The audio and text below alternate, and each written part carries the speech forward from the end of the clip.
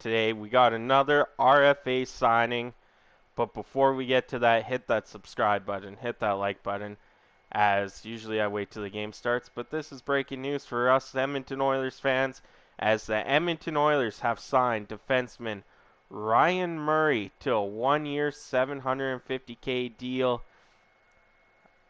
Just moments ago, Murray, 28, was a member of the Stanley Cup champion Colorado Avalanche last season, where he registered 4 assists in 37 games. The Regina, Saskatchewan native was drafted second overall in the 2012 NHL draft by the Columbus Blue Jackets and has 15 goals, 128 points in 432 career games split between the Blue Jackets, the New Jersey Devils, and of course the Avalanche. Internationally, Murray has represented Canada on 4 occasions, including a bronze medal performance at the 2012 IIHF World Junior Championship in Calgary and Edmonton, and a gold medal in 2016 for the IIHF World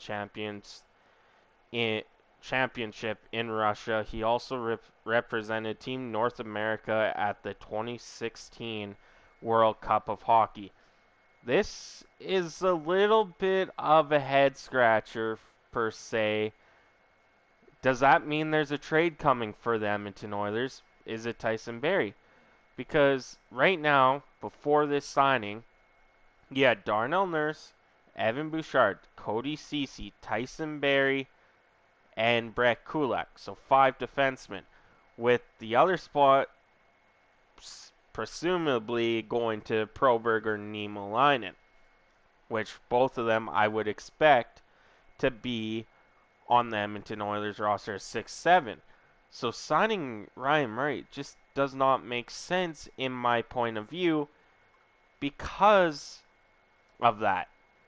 Unless there is a trade coming where the Edmonton Oilers are getting someone by clearing cap space, aka maybe Patrick Kane, don't know.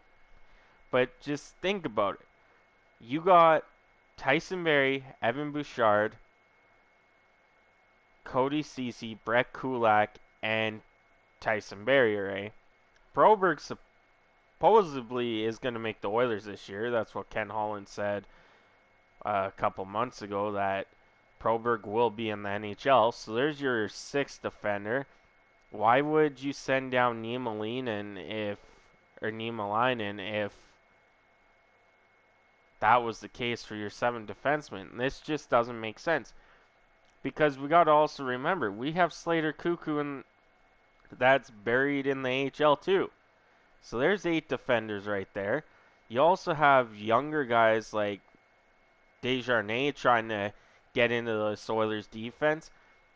It's quite a possibility that there could be a trade on the horizon for the Edmonton Oilers here, and that's why they did it.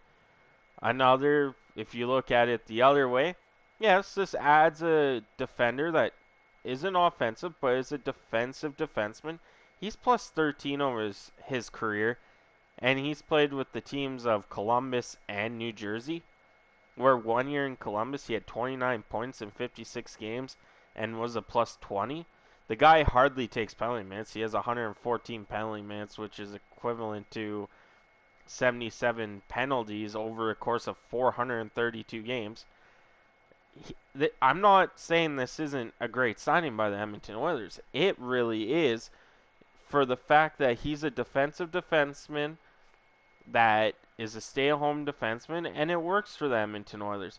It's just a little bit of a head-scratcher after Holland said in a press conference a few months ago that it's more than likely Proberg will be in the NHL this year, and Niemelainen has proven he deserves to be in the NHL as well. So let the trade speculations begin.